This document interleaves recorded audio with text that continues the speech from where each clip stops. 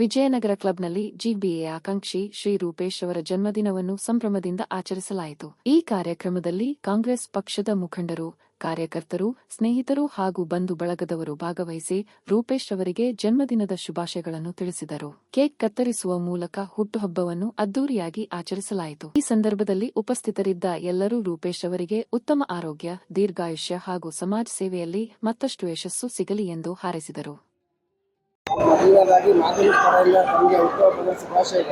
Thank you very much sir.